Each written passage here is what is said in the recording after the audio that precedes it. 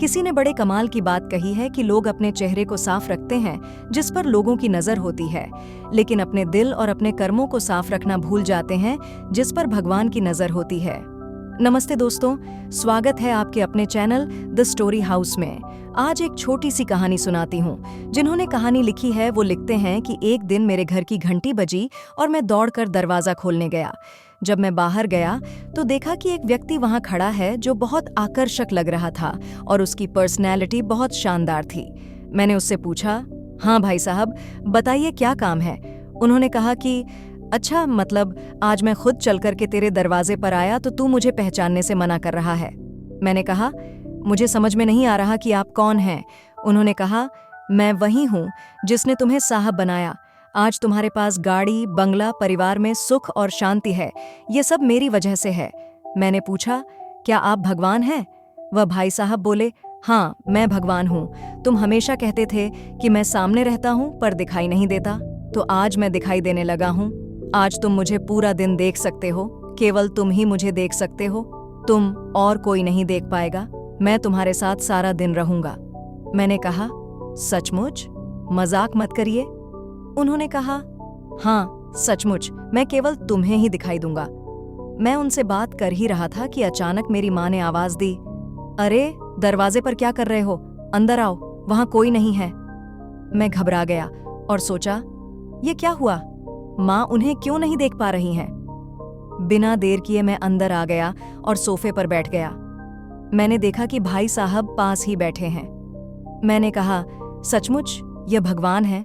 फिर माँ चाय लेकर आईं। जैसे ही मैंने चाय का पहला घूंट लिया, मुझे जोर से बोलने की आदत थी और मैंने कहा, माँ ये कैसी चाय बनाई है, इसमें इतनी ज्यादा चीनी है। फिर मैंने देखा कि वह मुझे देख रहे हैं और उनकी नजर मुझ पर थी। अचानक मुझे महसूस हुआ कि भगवान के सामने मैं अपनी माँ से इतनी तेज आवाज में बात करता हूँ और उनसे इतना गुस्सा करता हूँ। लेकिन फिर मैंने प्यार से माँ से कहा, माँ ठीक है, ये अच्छी है, मैं इसे पी लूंगा। उसके बाद मैंने चाय पी, उठकर नहाने जाने लगा। वह मेरे पीछे पीछे चल रहे थे। मैंने कहा, अरे यहाँ देखने लायक कुछ नहीं है, मुझे तैयार होने दो। फिर मैं पूजा करने के लिए आया और वहां भी मैंने उन्हें अपने साथ देखा। मैंने दिल से पूजा की क्योंकि आज भगवान मेरे साथ थे। उसके बाद मैं बाहर गया और कार में बैठा और देखा कि वहीं भगवान मेरी बगल की सीट पर बैठे हैं। मैंने कहा, आज कुछ अद्भुत हो रहा है। हम आगे बढ़े ही थे कि मुझे एक कॉल आया। मुझे गाड़ी चलाते समय कॉल उठाने की आदत थी। मैं कॉल उठाने ही वाला था, तभी मुझे ख्याल आया कि वह मुझसे डांट कर कहेंगे, क्या कर रहे हो। मैंने कार को साइड में रोक लिया और नियमों का पालन करते हुए कॉल उठाई। कोई डील के लिए सामने से आया था। मुझे कुछ अतिरिक्त पैसे लेने की आदत थी।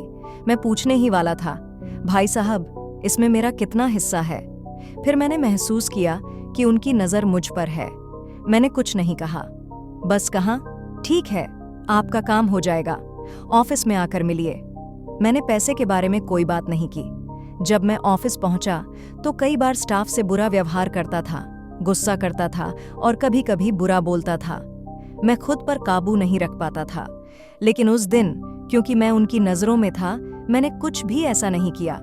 मैंने किसी के साथ बुरा व्यवहार नहीं किया, किसी पर गुस्सा नहीं किया और शांतिपूर्ण तरीके से बात की।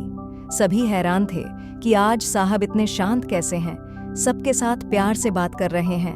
पूरे दिन अच्छे व्यवहार में ही बीता और न तो गुस्सा आया, न लालच, न मोह आया, कोई भी विकार नहीं आया क्योंकि मैं उनकी नज़र में था। मैंने कहा, भाई साहब आज का दिन अच्छा गुजरा। शाम हो गई थी, मुझे ऑफिस से घर जाना था।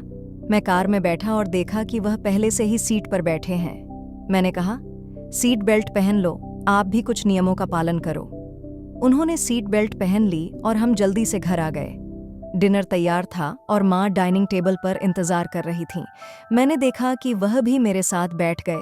पहली बार जीवन में मैंने कहा, प्रभु पहला निवाला आप लीजिए।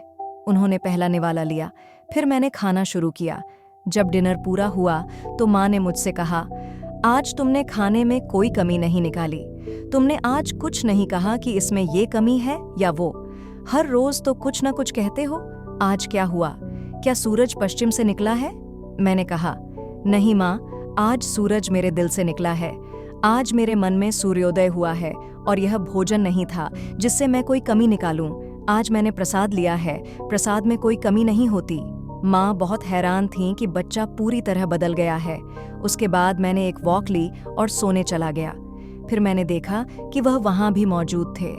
वह मेरा सिर सहला रहे थे और कह रहे थे, तुम्हें सोने से पहले किताब पढ़ने की आदत है। कई बार तुम संगीत सुनते हुए सो जाते हो। आज तुम्हें किसी भी बात की चिंता नहीं है, तुम्हें शांति से नींद आएगी। और सचमुच मुझे बहुत शांति से नींद आई। सच में मुझे सुकून की नींद आ गई। सुकून से, शांति से नींद आने का क्या कारण होता है? यही होता है ना कि जब आपको लगे कि भगवान आपके साथ है, वह सब कुछ संभाल लेंगे। हमें किसी भी प्रकार की चिंता करने की जरूरत नहीं है। फिर अचानक माँ की जोर से आवाज आई और मैं जाग गया। तब मुझे एहसास हुआ कि यह सब एक सपना था। जो चल रहा था, गहरी नींद में था, एक सपना देख रहा था। लेकिन सच तो यह है कि मैं जीवन की गहरी नींद में था। उस सपने ने मुझे उस नींद से जगा दिया। एक ऐसा सपना जिसने मुझे हिलाकर रख दिया और बता दिया कि हम जो भी कुछ करते हैं, चाहे अच्छे काम करते हैं, चाहे बुरे काम करते हैं, हम हमेशा उनकी नज़र में हैं। इसलिए हमें हमेशा अच्छा काम करना चाहिए। दोस्तों, सच में हम गहरी नींद में सो रहे होते हैं, विकारों से घिरे होते हैं। एक ऐसा सपना आ जाए ना जो आपको नींद से जगा दे, बस उसी की आवश्यकता है और यह कहानी वही सपना है। याद रखिए, आप हमेशा उनकी नज़र में हैं। क्या आपको भी लगता है कि हम हमेशा भगवान की नज़र में हैं? कमेंट करके बताइएगा ज़रूर और चैनल द स्टोरी हाउस को लाइक, सब्सक्राइब, शेयर करना ना भूलिएगा। मिलते हैं आपसे अगली वीडियो में। Good bye.